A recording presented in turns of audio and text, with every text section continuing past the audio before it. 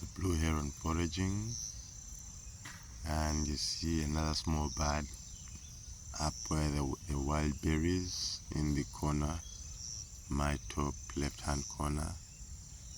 Yes, so working hand in hand with the blue heron, checking out the terrain. It uses it as